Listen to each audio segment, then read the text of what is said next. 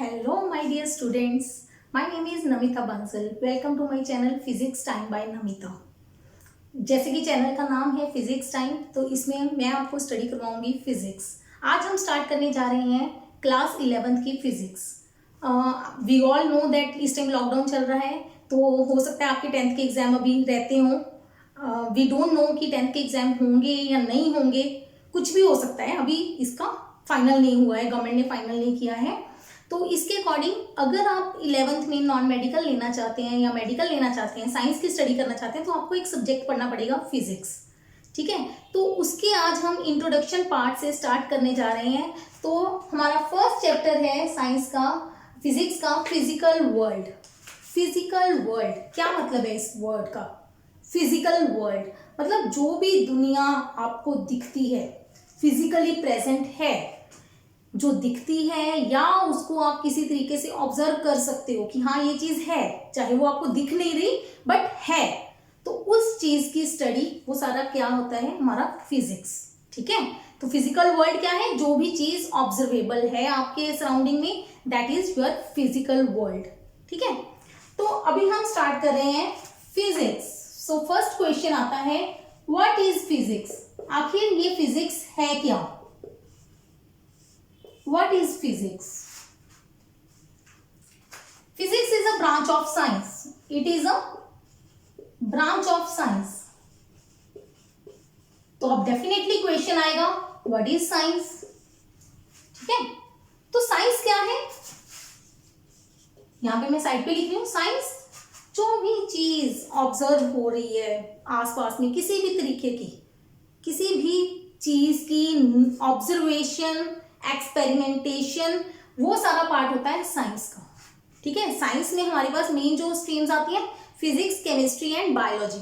ठीक है, अभी फिजिक्स उसमें से कौन सा ब्रांच है?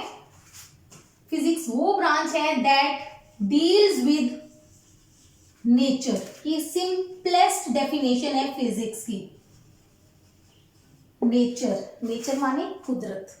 जो भी चीज कुदरत की देन है, उसकी स्टडी को हम क्या कहते हैं? Physics. Nature and natural phenomenon, जो भी फिनोमिनन, फिनोमिनन मतलब प्रोसेसेस, जो भी नेचर करती है, उस सारी चीज की स्टडी को हम क्या कहते हैं? फिजिक्स।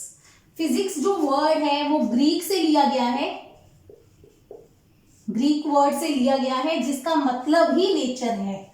तो फिजिक्स क्या है? नेचर की स्टडी। ठीक है, सेकेंड इसकी एक और डेफिनेशन लिखते हैं, it gives the loss and principles.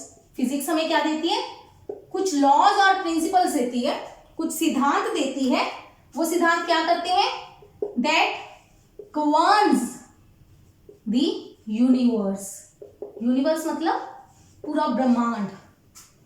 ब्रह्मांड मतलब सिर्फ ये दुनिया नहीं, जो हमारा वर्ल्ड है, नीचे धरती है वो नहीं, आकाश, गैलेक्सीज जो भी है, सारे यूनिवर्स को गवर्न करने वाले, चलाने वाले लॉज और प्रिंसिपल्स हमें कौन देती है? फिजिक्स। और एक चीज कह सकते हैं, it tells what, why and how the things behave। क्या है? क्या बताती है फिजिक्स हमें? what, why and how the things behave। ये तीन चीजें फिजिक्स की मेन है, what, why and how। what मतलब क्या होगा, why क्यों होगा, how कैसे होगा। अंडरस्टैंड? तो ये चीजें फिजिक्स में हम स्टडी करते हैं कि किसी भी चीज के साथ क्या होगा, क्यों होगा और कैसे होगा। इसके एक एग्जांपल से समझते हैं। मान लीजिए मेरे पास एक बॉल है, ठीक है, आई हैव अ बॉल, मेरे हाथ में बॉल है, मेरे हाथ से वो छूट गई तो क्या होगा? उस बॉल के साथ क्या होगा? मेरे हाथ से वो छूट गई तो क्या होगा? बताइए क्या होगा? डेफिनेटली बॉल नीचे जाएगी। पहला पॉइंट क्लियर? फिजिक्स हमें बताएगी क्या होगा। दूसरा क्यों होगा, आखिर वो नीचे क्यों गई, क्यों गई, क्योंकि आपने सुना होगा ग्रेविटेशनल फोर्स, ग्रेविटी, अर्थ ने उसको अपनी तरफ खींचा, वाई हो गया। ठीक है, फिर अगर कैसे होगा, कैसे होगा में हम क्या स्टडी करेंगे कि वो नीचे गई बॉल कितनी स्पीड से गई, उसको यहां से नीचे पहुंचने में कितना टाइम लगा, या कुछ भी उसके साथ क्या होगा, कैसे हुआ होगा। ठीक है, अंडरस्टैंड व्हाट, क्या होगा, क्यों होगा और कैसे होगा, कोई भी चीज। और एग्जांपल ले लेते हैं, जैसे कि आप एक कमरे में गए, बहुत गर्मी थी, आपने एक स्विच ऑन किया, पंखा घूमने लगा, पंखे का स्विच ऑन किया, पहले क्या हुआ, पंखा घूमा, फिर क्यों घूमा, क्योंकि उसमें से करंट पास हुआ, तो एक इलेक्ट्रिक मोटर का कॉन्सेप्ट आएगा उसमें, मोटर की वजह से पंखा घूमा। कैसे घूमा मतलब कितनी स्पीड से घूमा, कितनी देर घूमा, ये सारी चीजें स्टडी होंगी। ये सारा पार्ट किसका है, फिजिक्स का। साथ ही सिर्फ व्हाट, व्हाई एंड हाउ ही नहीं, it also tries to predict the things, the behavior of things।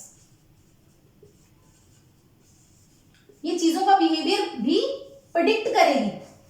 Predict करेगी मतलब भी अगर हम बॉल को यहां से ना फेंक के एक हेलीकॉप्टर से फेंकें तो क्या होगा। ठीक है ना, it also tries to predict the behaviour of things. कौन सा बिहेवियर कहेंगे हम इसको, फ्यूचर बिहेवियर ऑफ थिंग्स। ये हमें फ्यूचर बिहेवियर बताएगा, चीजें फ्यूचर में कैसे बिहेव कर सकती हैं। ठीक है, कैसे कि वही बॉल जो मैंने यहां से फेंकी थी, मैंने यहां से फेंकने की बजाय हेलीकॉप्टर से फेंकी। अब जरूरी तो नहीं आप हेलीकॉप्टर पे बैठ के जाके देखोगे कि उसको नीचे पहुंचने में कितना टाइम लगेगा, नहीं। आप क्या करोगे, वी विल यूज इक्वेशंस, हम मैथमेटिक्स यूज करेंगे, जिसको यूज करके हम उसका बिहेवियर प्रिडिक्ट करेंगे कि अगर यहाँ पे ऐसा हो रहा है तो वहां जाके वो कैसा बिहेव करेगी। ठीक है, तो ये सारा पार्ट किसका है, फिजिक्स का। अंडरस्टैंड, तो ये होगी हमारी बेसिक फिजिक्स की definition.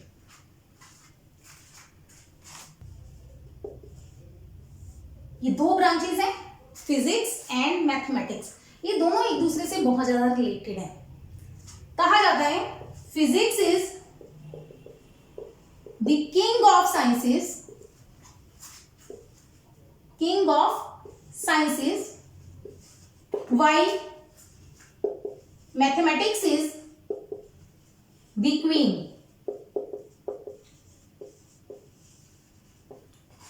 Physics is the king of sciences while mathematics is the queen। मतलब फिजिक्स राजा है तो मैथमेटिक्स रानी है। इसका मतलब फिजिक्स मैथमेटिक्स के बिना इनकम्प्लीट है और मैथमेटिक्स का फिजिक्स के बिना कोई यूज नहीं है। ये दोनों एक दूसरे को कंप्लीट करते हैं। फिजिक्स में हम क्या करते हैं, जैसे हमने अभी एग्जांपल ली कि बॉल नीचे जाएगी, क्यों जाएगी वो फिजिक्स का पार्ट है, कितनी स्पीड से जाएगी, उस स्पीड को हम कैसे करेंगे, हम फ्यूचर जब प्रिडिक्ट करना है तो हमें क्या लेनी पड़ेगी, कुछ इक्वेशंस लेनी पड़ेंगी। उन इक्वेशंस को कौन देगा हमें, मैथमेटिक्स। सो मैथमेटिक्स की फिजिक्स में बहुत जरूरत है। अगर हम फिजिक्स को कंप्लीटली स्टडी करना चाहते हैं तो हमें मैथमेटिक्स पढ़ना ही पड़ेगा। ठीक है, अगर हम कहें कि क्या फिर मैथमेटिक्स अकेला का सफिशिएंट है, नहीं। अगर हम मैथ पढ़ रहे हैं, इक्वेशंस पढ़ रहे हैं, जब तक हम उन इक्वेशंस को कहीं यूज नहीं करेंगे डेली लाइफ में तो उस चीज को पढ़ने का फायदा क्या, जिसका हमें कोई हमें यूज ही नहीं है उस चीज को तो फायदा ही नहीं है उस चीज की स्टडी का।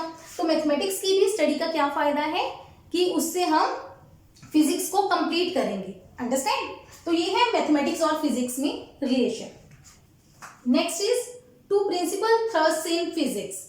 फिजिक्स में दो मेन चीजें हैं जिन पे हम कॉन्सेंट्रेट करते हैं फिजिक्स की स्टडी में हमेशा। First is unification, unification. Second is reductionism.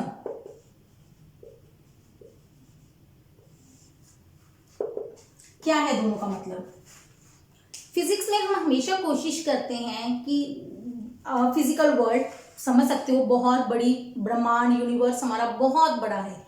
कुदरत ने हमें अनगिनत चीजें दी हैं जिनको हम काउंटिंग नहीं कर सकते, ठीक है। अब फिजिक्स क्या है, उस ऑब्वियसली इतनी सारी चीजों को ऑब्जर्व करने के लिए बहुत सारे हमें लॉज पढ़ने पड़ेंगे, बहुत कुछ पढ़ना पड़ेगा। तो फिजिक्स की हमेशा कोशिश क्या रहती है, यूनिफिकेशन करने का। यूनिफिकेशन का मतलब होता है single. It tries that single law can explain many phenomena. सारे नहीं एक्सप्लेन कर सकता तो एटलीस्ट काफी सारे फिनोमिनन हैं, जो काफी सारी नेचर की चीजें हैं, वो एक सिंगल लॉ एक्सप्लेन कर सके। सारे नहीं कर सकता तो कुछ कर सके। वैसे तो ये भी कोशिश की जा रही है कि सिंगल लॉ से सब कुछ एक्सप्लेन हो सके, नेचर की हर एक चीज, बट वो अभी तक पूरी तरह सक्सेसफुल नहीं है। तो यूनिफिकेशन में क्या है, कम से कम लॉज हो और ज्यादा से ज्यादा लॉज स्टडी हो सके उन थोड़े से लॉज से। फॉर एग्जाम्पल हम लेते हैं फॉलिंग ऑफ एप्पल। सबने स्टोरी सुनी होगी, जो हमारे न्यूटन सर थे, सर न्यूटन, इसाक न्यूटन, वो पेड़ के नीचे सो रहे थे, कुछ सोच रहे थे, ऊपर से एप्पल गिरा उनके सिर पे। सुनी है स्टोरी। एप्पल गिरा तो उन्होंने सोचा कि एप्पल क्यों गिरा, ठीक है। तो उन्होंने इससे लॉ खोज दिया। कौन सा लॉ, लॉ ऑफ ग्रेविटेशन, ठीक है। चलो ये डिटेल में तो हम ग्रेविटेशन चैप्टर में पढ़ेंगे। तो ग्रेविटेशन हमें क्या क्या एक्सप्लेन करता है, falling of apple, motion of moon around earth, earth के अराउंड मून का मोशन, चांद है धरती के इर्द गिर्द चक्कर लगाता है, वो चक्कर लगाना कौन एक्सप्लेन करता है, लॉ ऑफ ग्रेविटेशन। और हमारे पास जो अर्थ है, motion of earth around sun, धरती सूरज के इर्द गिर्द चक्कर लगाती है, वो भी कौन एक्सप्लेन करता है, लॉ ऑफ ग्रेविटेशन। तो मतलब कोशिश की जाती है कि एक लॉ एक चीज के लिए ना बने बल्कि बहुत सारी चीजों के लिए बने। This is called unification. एक और एग्जांपल ले लेते हैं इसकी। फर्स्ट एग्जांपल है ये, second example Maxwell equations. No doubt ये +2 का टॉपिक है, ये आपको अभी समझ में भी कम आएगा, बट सिर्फ नाम याद कर लो, मैक्सवेल इक्वेशंस। मैक्सवेल इक्वेशंस मतलब मैक्सवेल एक साइंटिस्ट थे जिन्होंने 4 इक्वेशंस दी और उन्होंने सारा इलेक्ट्रोमैग्नेटिज्म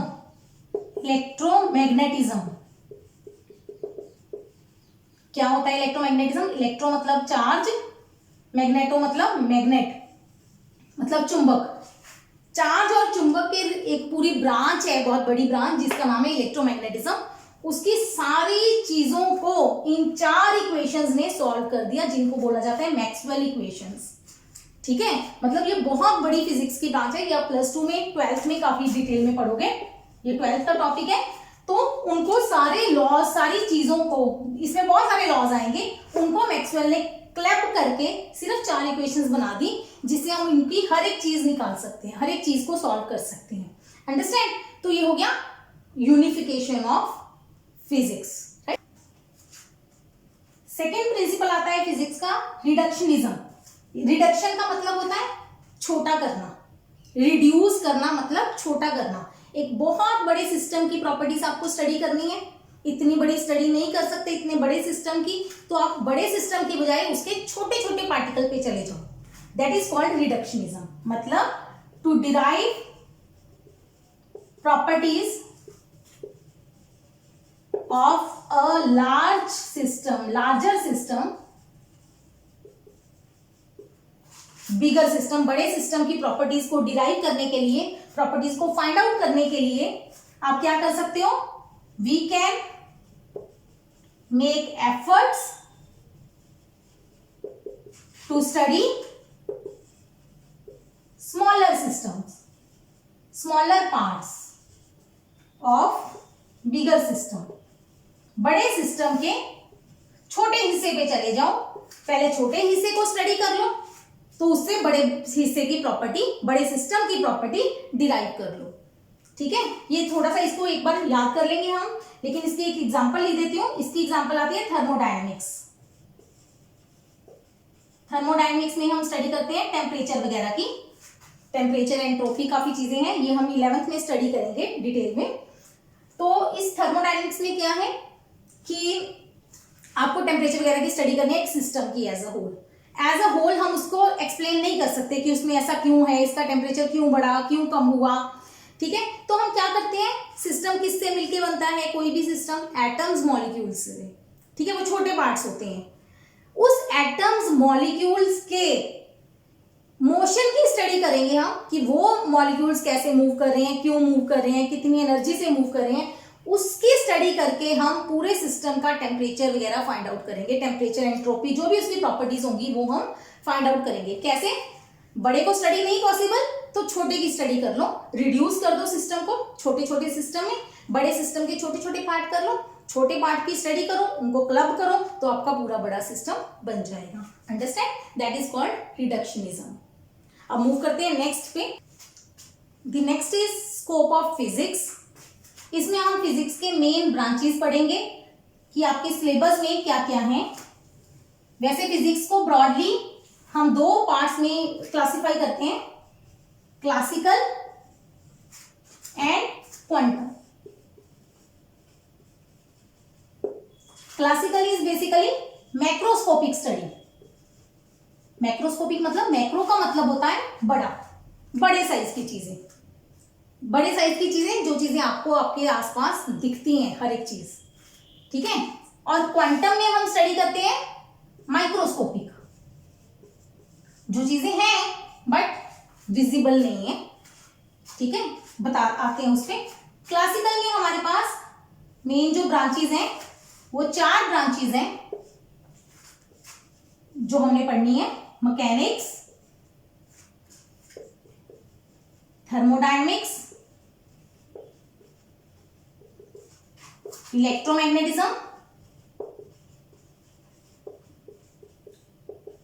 एंड ऑप्टिक्स। इनमें से ये दोनों चीजें हैं जो हमारे 11th का टॉपिक है, ये दोनों 12th में है। और क्वांटम में हम पढ़ेंगे mainly atomic, molecular and nuclear physics. ये भी हमारा 12th का टॉपिक है। ठीक है, तो इसमें मैकेनिक्स और थर्मोडायनेमिक्स में हमने क्या क्या पढ़ना है उसकी थोड़ी सी ब्रीफ इंट्रोडक्शन दे रही हूं। मैकेनिक्स में हम पढ़ेंगे laws of motion. Laws of motion मतलब कोई चीज क्यों कब चलती है, चल रही है, कब रुकेगी, कैसे रुकेगी। ठीक है, वो सारी चीजें आएंगी लॉज ऑफ मोशन में। फिर हम पढ़ेंगे फ्रिक्शन, एक हम पढ़ेंगे work, power and energy,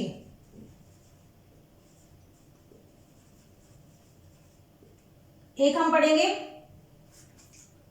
gravitation, एक हम पढ़ेंगे इसमें रोटेशनल मोशन,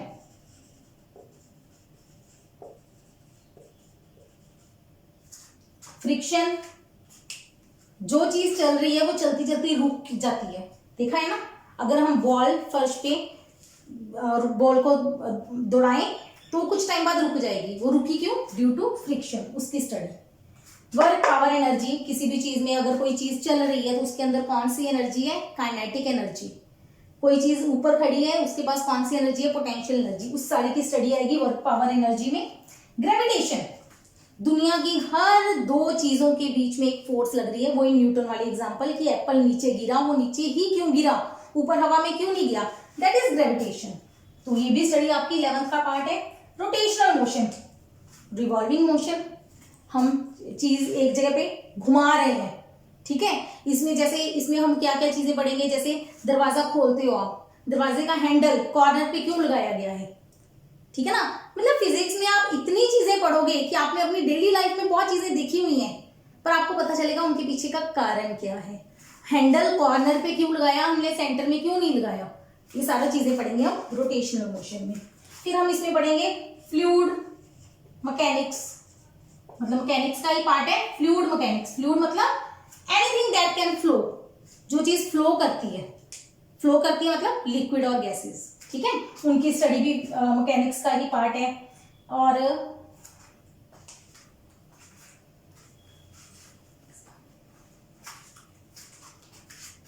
हम पढ़ेंगे प्रॉपर्टीज ऑफ मैटर।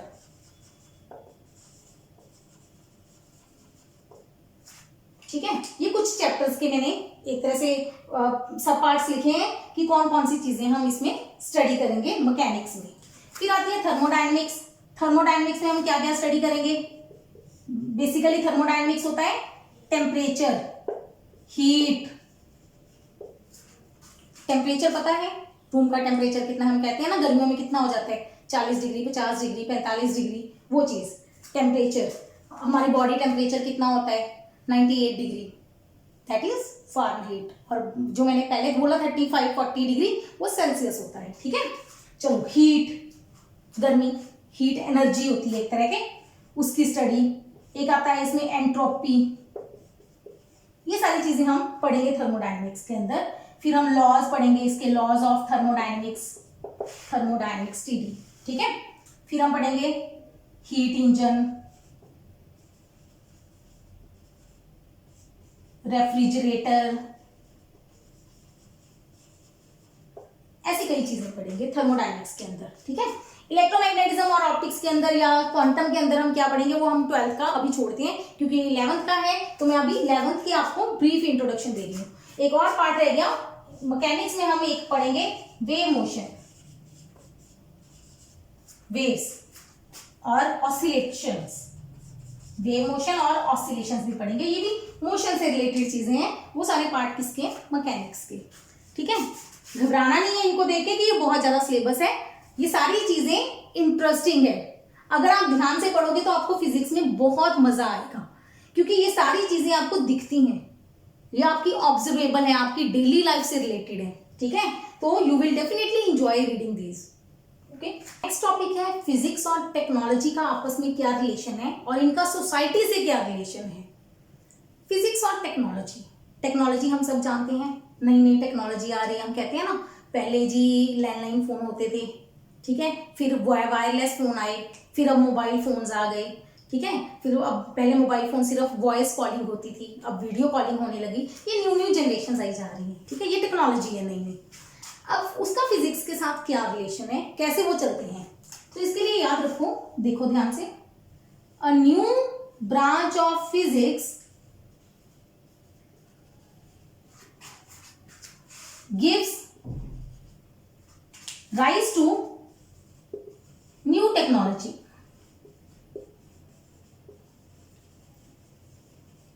जब भी हम नई फिजिक्स की ब्रांच को स्टडी करते हैं, ठीक है, फिजिक्स के अंदर कुछ नया स्टडी करते हैं, तो उससे नई टेक्नोलॉजी डेवलप कर सकते हैं, हो जाती है। कैसे? फॉर एग्जाम्पल सेमीकंडक्टर्स, इसके एक एग्जाम्पल है सेमीकंडक्टर्स। ये हमारे वैसे +2 में आएगा, लेकिन फिर भी थोड़ी सी इंट्रोडक्शन बताती हूँ। सेमीकंडक्टर एक ब्रांच थी फिजिक्स की। ठीक है, मतलब एक कंडक्टर्स होते हैं, एक इंसुलेटर होते हैं, कंडक्टर जिनमें से करंट पास कर जाता है। आपने देखा होगा जब भी हम कोई बिजली का काम करने लगते हैं, हमारे घर वाले कहते हैं जी आप जो या तो उसकी वुडन के उस पे स्टूल पे खड़े हो जाओ, है ना, कहते हैं ना, ठीक है, लकड़ी के उस पे खड़े हो जाओ, क्योंकि लकड़ी क्या है, बैड कंडक्टर। कहते हैं कि गीले हाथों से तारों को मत छुओ, क्यों? क्योंकि गीले वाटर से कंडक्शन हो जाती है और उससे करंट लगने का ज्यादा चांसेस होते हैं, कहते हैं ना। तो ये कंडक्टर्स होते हैं कुछ। एक होते हैं इंसुलेटर्स, कंडक्टर्स जो कंडक्ट करते हैं, वो कंडक्टर जिनमें से करंट पास होता है, जिनमें से नहीं होता वो इंसुलेटर्स। एक सेमीकंडक्टर बीच के होते हैं, जिनमें से मतलब कभी कुछ कंडीशंस में करंट पास होता है, कुछ कंडीशंस में करंट पास नहीं होता। ठीक है, इनकी स्टडी हो रही थी, सिंपली लोग इनको पढ़ रहे थे, इनकी प्रॉपर्टीज पढ़ रहे थे, इनको यूज कर रहे थे। एकदम से डिस्कवरी हुई कि सेमीकंडक्टर को यूज करके हमने चिप्स बना ली। छोटी छोटी चिप्स होती है मोबाइल फोन के अंदर, ऐसी चिप्स बनानी शुरू कर दी। उससे एक रेवोल्यूशन आई, बहुत बड़ी न्यू टेक्नोलॉजी डेवलप हुई, जिससे कि आज हमारे mobiles, laptops, computers, LED TVs, जो सब कुछ है वो किससे बन रहा है? सेमीकंडक्टर चिप से। मतलब फिजिक्स थी, पहले फिजिक्स की स्टडी कर रहे थे, उससे रेवोल्यूशन आई कि इन चीजों को स्टडी किसी और पर्पस के लिए हो रही थी, कंडक्शन के लिए हो रही थी, एकदम से सोचा कि इसको इसमें भी तो यूज किया जा सकता है। तो ये क्या होगी? एक रेवोल्यूशन होगी, एक फिजिक्स की स्टडी से न्यू टेक्नोलॉजी डेवलप होगी। इसकी एक और एग्जांपल करते हैं। इलेक्ट्रोमैग्नेटिज्म पढ़ी जा रही थी,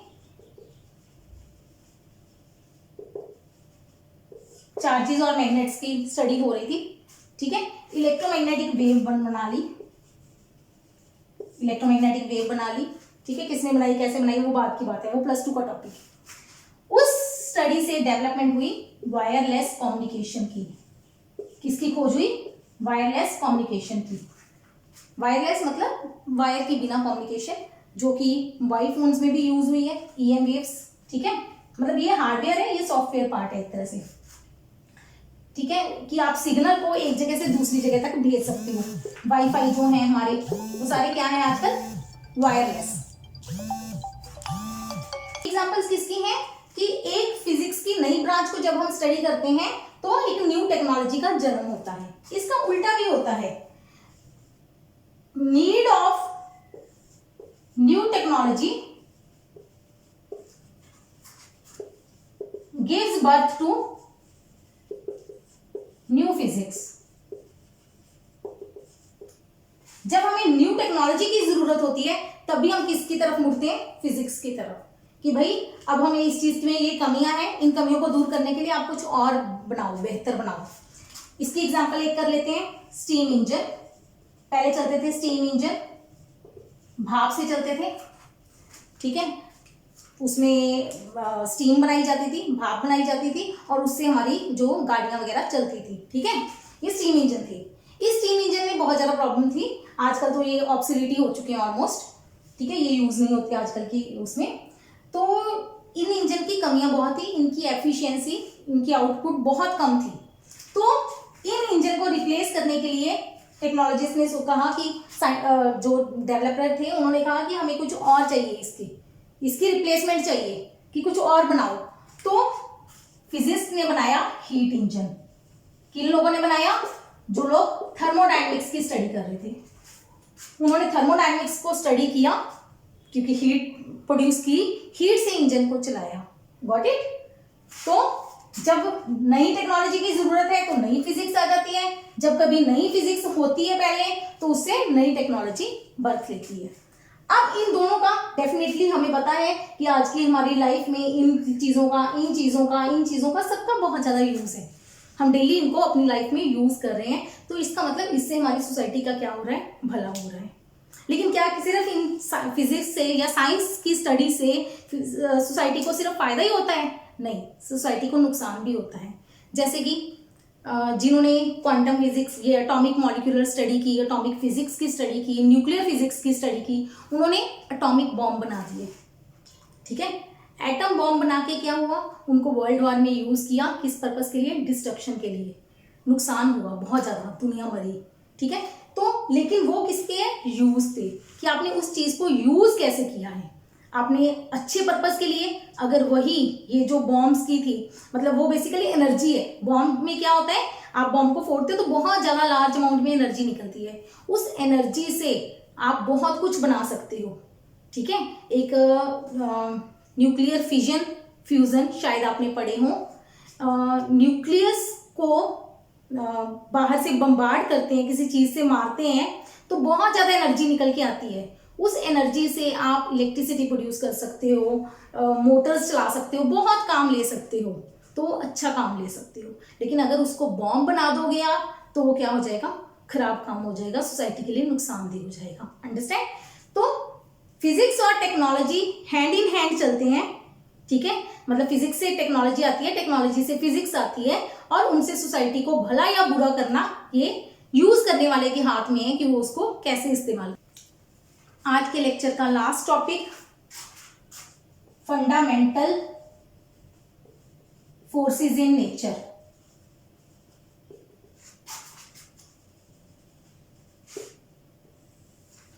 फंडामेंटल, फंडामेंटल का मतलब होता है बेसिक, किसी भी चीज की बेसिक। समझाने के लिए इसको बताती हूँ। इंग्लिश, इंग्लिश लैंग्वेज है, ठीक है। मैंने एक वर्ड लिखा है इंग्लिश, ये किन से मिलके बना है? ENGLISH, ये क्या है जो मैंने बोले अभी, सिंगल सिंगल ई, अल्फाबेट्स। पूरी इंग्लिश लैंग्वेज में कितने अल्फाबेट है? 26, राइट। पूरी पूरी इंग्लिश इन्हीं 26 अल्फाबेट्स को आपस में जोड़ के बनी है, ये तो सही है ना। तो इन 26 अल्फाबेट्स को क्या बोलते हैं? बेसिक, फंडामेंटल, ठीक है। तो अब नेचर में बहुत सारी तरह की फोर्सेस हैं, लेकिन उस फोर्सेस को हमने कितनी कैटेगरीज में डिवाइड किया है? 4 कैटेगरीज में। 4 फोर्सेस हैं हमारे पास, 4 फंडामेंटल फोर्सेस इन नेचर। कौन कौन सी 4 फोर्सेस हैं? First is gravitational force, second is weak nuclear force,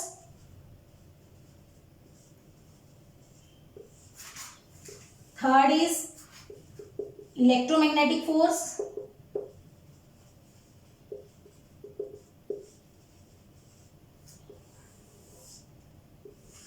fourth is strong nuclear force.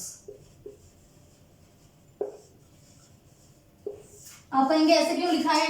पहले ग्रेविटेशन, फिर वीक न्यूक्लियर और स्ट्रॉन्ग न्यूक्लियर इतनी दूर दूर क्यों लिखे हैं? इसका एक रीजन है, बाद में आते हैं इस पे। ग्रेविटेशनल फोर्स क्या है? बिटवीन एनी 2 मासेस, कोई भी 2 चीजें जिनके अंदर भार है, जिनके अंदर भार है, ठीक है, उनके बीच में लगने वाली फोर्स कौन सी होती है? Gravitational force. ये फोर्स 2 पास रखी चीजों के बीच में भी लगती है, 2 बहुत दूर रखी चीजों के बीच में भी लगती है। It is a long range force. Long range force, long range मतलब इसका जो आपस में डिस्टेंस है, अगर बॉडीज का इनफाइनाइट डिस्टेंस भी है तब भी उनके बीच में क्या लग रही है? फोर्स। फॉर एग्जाम्पल सन और अर्थ, अर्थ और सन के बीच में बहुत ज्यादा डिस्टेंस है, ठीक है, फिर भी उनके बीच में कौन सी फोर्स लग रही है? ग्रेविटेशनल फोर्स, ठीक है। Third, it is the weakest of all. ये चारों फोर्सेस में से सबसे कमजोर फोर्स है। कमजोर जरूर है बट ये निग्लिजिबल नहीं है, इसकी भी अपनी एक इंपॉर्टेंस है, क्योंकि सोचो ना, सन और अर्थ के बीच में भी ये फोर्स लग रही है, तो इसका मतलब इसकी इंपॉर्टेंस है, ठीक है। तो ये हमारी ग्रेविटेशनल फोर्स की कुछ प्रॉपर्टीज है।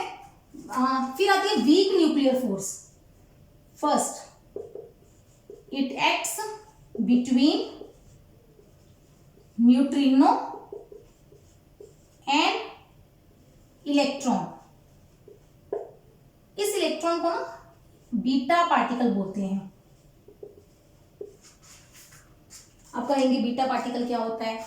अल्फा बीटा, कुछ आएंगे ये वर्ड्स हमेशा फिजिक्स में। चलो फिलहाल के लिए इस पे डिटेल में नहीं जाएंगे क्योंकि आप इसके बारे में अभी नहीं पढ़ोगे, ठीक है। तो सिर्फ ये न्यूट्रिनो क्या है? न्यूक्लियस में से, मतलब न्यूक्लियर फोर्स है पहले तो ये। न्यूक्लियस क्या होता है? थोड़ा सा आती हूं इस पे। एटम, एटम होता है, ये एटम है। एटम के अंदर प्रोटॉन और न्यूट्रॉन होते हैं छोटी सी जगह में, जिनको बोलते हैं न्यूक्लियस। जिस जगह में प्रोटॉन और न्यूट्रॉन होते हैं उस जगह को क्या बोलते हैं? न्यूक्लियस। न्यूक्लियस के अराउंड जो इलेक्ट्रॉन है वो शेल्स में चक्कर लगाते रहते हैं, बाहर शेल में घूमते रहते हैं, ठीक है। तो न्यूक्लियस के अंदर से एक एमिशन होती है जिसको बोलते हैं बीटा डीके। मतलब उसके अंदर वैसे इलेक्ट्रॉन होता नहीं, उसके अंदर से इलेक्ट्रॉन निकलता है बाहर। अब आप कहेंगे कैसे होता है? ये बात की बात है, ये हम थोड़ा सा इसका पार्ट बीटा डीके का पढ़ेंगे एटॉमिक मॉलिक्यूलर फिजिक्स में, एटॉमिक न्यूक्लियर फिजिक्स में, ठीक है। तो चलो, एक बीटा डीके होता है, उसमें न्यूट्रिनो और इलेक्ट्रॉन निकलता है, उस जगह पे फोर्स लगती है न्यूक्लियर फोर्स, ठीक है। It is weaker force, weaker है मतलब बहुत कम होती है इसकी strength. It is short range force, short range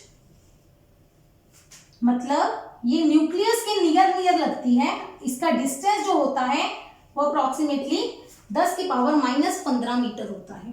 nucleus का साइज सोचो कितना छोटा है, 10 की पावर -15 मीटर, मतलब हो गया 1 मीटर बटा 10 की पावर 15, मतलब 1 के पीछे 15 जीरोस लगा दो। सोचो 1 मीटर इतना बड़ा होता है अमाउंट, इतना बड़ा 1 मीटर, उसके नीचे इतनी जीरोस 15 जीरोस लगा के उसको हिस्सा करो, मतलब इतने छोटे छोटे हिस्से पे वो फोर्स लगती है, मतलब बहुत छोटी फोर्स है।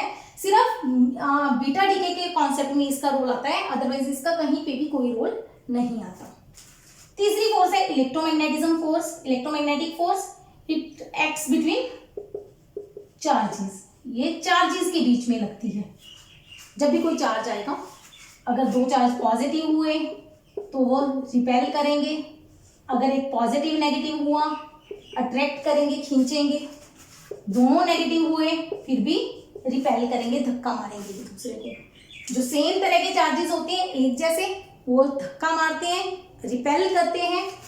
रिपेल जो सेम ऑपोजिट चार्जेस होते हैं प्लस और माइनस का, वो अट्रैक्ट करते हैं, ठीक है, और जो दो सेम फिर से नेगेटिव आ गए वो भी रिपेल करेंगे। सेकेंड स्ट्रॉन्ग है, काफी स्ट्रेंथ होती है इसकी। थर्ड ये है लॉन्ग रेंज, ये भी इंफिनिटी डिस्टेंस पे एक्ट करती है, मतलब दो चार्जेस के बीच में इनफाइनाइट डिस्टेंस है तब भी उनके बीच में ये इलेक्ट्रोमैग्नेटिक फोर्स लगेगी, ठीक है। फिर आती है स्ट्रॉन्ग न्यूक्लियर फोर्स। अब ये क्या है, ये कौन सी बल आ गई, इट एक्ट्स बिटवीन न्यूक्लियॉन्स। अब ये मैंने क्या लिख दिया, न्यूक्लियॉन्स, ये क्या होते हैं, अभी मैंने बताया एक होता है न्यूक्लियस, न्यूक्लियस के अंदर proton proton neutron neutron proton neutron बहुत सारे भरे होते हैं, ठीक है। एग्जाम्पल ले लेते हैं, मैं एग्जाम्पल ले रही हूँ यूरेनियम, पढ़ा होगा यूरेनियम 92 235। न्यूक्लियस का साइज कितना होता है, अप्रोक्सीमेटली 10 की पावर -15 मीटर, इस रेंज का होता है 14-15 मीटर, ठीक है। इस छोटे से न्यूक्लियस में 235 प्रोटॉन और न्यूट्रॉन भरे हुए हैं, छोटी सी जगह में 235 नंबर प्रोटॉन और न्यूट्रॉन का है। प्रोटॉन न्यूट्रॉन बहुत छोटी चीजें होती हैं, ठीक है। ये जो प्रोटॉन और न्यूट्रॉन है, न्यूट्रॉन पे कोई चार्ज नहीं होता, प्रोटॉन पे पॉजिटिव चार्ज होता है। ये थोड़ी सी डिफिकल्ट सी चीजें लग रही होंगी आपको, फंडामेंटल फोर्सेज इन नेचर, लेकिन क्योंकि ये हमारे 11th के चैप्टर का बेसिक है, 11th की फिजिक्स का, ठीक है, फिजिकल वर्ल्ड का, तो इसमें थोड़ी सी बतानी पड़ेगी मुझे ये चीजें। तो यहाँ पे प्रोटॉन न्यूट्रॉन होते हैं, थोड़ी सी जगह में बंद हुए हैं। अभी मैंने पढ़ाया दो पॉजिटिव चार्जेस एक दूसरे को रिपेल करते हैं, तो प्रोटॉन प्रोटॉन तो एक दूसरे को रिपेल करेंगे, न्यूट्रॉन का कोई रोल ही नहीं है, उन पे तो कोई चार्ज ही नहीं है। तो ये न्यूक्लियस जो है छोटी सी जगह में अगर 235 ना भी कहो तो 92 प्रोटॉन्स हैं। क्या है, 92 प्रोटॉन है। 92 प्रोटॉन का मतलब है, मतलब बहुत सारे, एक प्रोटॉन कितने सारे प्रोटॉन्स को रिपेल करेगा। रिपेल करेगा तो न्यूक्लियस को टूट जाना चाहिए, पर ये टूटता नहीं है, ये तो स्टेट है, तो एग्जिस्ट करता है। तो इसका मतलब जो प्रोटॉन और न्यूट्रॉन है उनको कंबाइन करके हम न्यूक्लियॉन्स बोलते हैं। मतलब न्यूक्लियॉन्स, जो न्यूक्लियस के अंदर चीज रहती है, that is called nucleon. Nucleus के अंदर प्रोटॉन और न्यूट्रॉन है तो उनको हम न्यूक्लियॉन बोल सकते हैं। और न्यूक्लियॉन्स दो तरह के हैं, प्रोटॉन और न्यूट्रॉन, ठीक है। अब ये जो फोर्स है ये इन सारे न्यूक्लियॉन्स के आपस में लगाते हैं, मतलब प्रोटॉन प्रोटॉन पे भी लगाएगा, न्यूट्रॉन न्यूट्रॉन पे भी लगाएगा, प्रोटॉन और न्यूट्रॉन आपस में लगाएंगे, अट्रैक्ट करेंगे, प्रोटॉन प्रोटॉन भी अट्रैक्ट करेंगे। ये वाली फोर्स प्रोटॉन प्रोटॉन पे रिपेल करेगी, ये वाली फोर्स अट्रैक्ट करेगी, न्यूट्रॉन न्यूट्रॉन भी आपस में क्या करेंगे, अट्रैक्ट। तो ये फोर्स अट्रैक्टिव फोर्स है, ये वाली फोर्स चार्ज डिपेंडेंट है, ये भी अट्रैक्टिव होती है, ग्रेविटेशनल भी अट्रैक्टिव, ठीक है। तो सेकेंड, ये जो फोर्स है वो चार्ज इंडिपेंडेंट है, ये फोर्स चार्ज पे डिपेंड नहीं करती, क्योंकि ऑब्वियसली न्यूट्रॉन न्यूट्रॉन के बीच में भी लग रही है, प्रोटॉन प्रोटॉन के बीच में भी लग रही है, ठीक है। तो ये फोर्स चार्ज पे डिपेंड नहीं करती। थर्ड, स्ट्रॉन्गेस्ट, ये फोर्स सबसे स्ट्रॉन्ग है। फोर्थ, ये है शॉर्ट रेंज, मतलब ये फोर्स थोड़े डिस्टेंस पे ही एक्ट करती है। कितने डिस्टेंस पे? न्यूक्लियस के अंदर अंदर, तभी ये स्ट्रॉन्ग न्यूक्लियर फोर्स है। ठीक है, तो ये 4 तरह की फोर्सेस हैं जो नेचर में एग्जिस्ट करती हैं। अब हम कहें, अगर मैं इनका कंपैरिजन कर लेते हैं।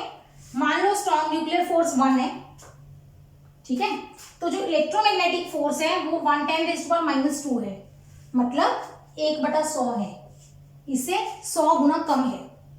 तो समझ सकते हैं ना आप, अगर ये रिपेल कर भी रहे हैं तो इधर 100 गुना अट्रैक्टिव फोर्स है, इसीलिए न्यूक्लियस के अंदर इतने सारे प्रोटॉन और न्यूट्रॉन इकट्ठे रह सकते हैं। ठीक है, और जो वीक न्यूक्लियर फोर्स है वो 10⁻13, मतलब इससे काफी कम है। और ये जो है 10⁻38, मतलब बहुत कम। अब ये नहीं है कि इसकी वैल्यू बहुत कम है, वीकेस्ट है, इससे भी बहुत कम है, लेकिन ये नहीं है कि इसकी कोई इंपॉर्टेंस नहीं है। देखो, अगर हम इन दोनों को कंपेयर करें तो ये 10⁻36 का फैक्टर आता है, बट ये डिपेंड करते हैं चार्जेस पे। सोचिए, अगर हमारे पास दो बॉडीज हैं, बहुत दूर दूर पड़ी हैं, ये दोनों फोर्सेस सिर्फ तब एक्ट करेंगी, मतलब ये दूर दूर डिस्टेंस पे भी एक्ट करती हैं, लेकिन ये दोनों फोर्सेस अगर डिस्टेंस ज्यादा हुआ तो खत्म हो जाएंगी। ना तो न्यूक्लियर फोर्स वीक एक्ट करे ना स्ट्रॉन्ग एक्ट करे, जबकि आपके पार्टिकल्स के बीच में डिस्टेंस ज्यादा है। ठीक है ना, तो ये दोनों फोर्सेस तो हमें निकल छोड़ ही देते हैं, ये तो लॉन्ग डिस्टेंस पे एक्ट ही नहीं करती। अब अगर दो चीजें हैं बहुत दूर दूर रखी हुई हैं, अगर तो उनके ऊपर चार्ज है तो ये फोर्स डोमिनेट करेगी, इलेक्ट्रोमैग्नेटिक फोर्स। अगर चार्ज नहीं है तो इलेक्ट्रोमैग्नेटिक फोर्स खत्म हो जाएगी, ये तो सिर्फ चार्जेस के बीच में आएगी। तब कौन सी फोर्स एक्ट करेगी? Gravitational force. तभी हमारे पास जो सन और अर्थ के बीच में जो फोर्स लग रही है वो ग्रेविटेशनल फोर्स डोमिनेटेड है, क्योंकि उसमें हम क्या लेते हैं? Charge. There is no charge on these two bodies. Understand? वैसे ये दोनों फोर्सेस जो हमने कंपैरिजन किया है वो जस्ट रफ कंपैरिजन है। these values depend upon the bodies, कि किन बॉडीज के बीच में आप फोर्स निकाल रहे हो। ठीक है, ये अप्रोक्सीमेशन है, जो इनकी रेशियो है, जस्ट आपने लर्न कर लेनी है। आपको पता होना चाहिए कि जो सबसे वीक फोर्स है वो ग्रेविटेशनल है, उससे कम वीक, उससे कम इलेक्ट्रोमैग्नेटिक, सबसे स्ट्रांग होती है nuclear, strong nuclear forces. Right, ये यहाँ पे हम आज का चैप्टर खत्म कर रहे हैं, फिजिकल वर्ल्ड। ये जस्ट हमने इंट्रोडक्शन की है सारी फिजिक्स के बारे में, उसका स्कोप क्या है, उसकी टेक्नोलॉजी से क्या रिलेशन है, और फंडामेंटल फोर्सेस क्या है नेचर की। आई होप कि आपको लेक्चर समझ आया होगा। ठीक है, फिर भी अगर आपको कोई डाउट हो तो आप मुझे मेल कर सकते हैं। अगर आप मेरे चैनल पे नए हैं तो please subscribe to my channel. अब इसको स्टडी कीजिए। हम नेक्स्ट क्लास में मिलेंगे जिसमें हम unit and dimension chapter start करेंगे।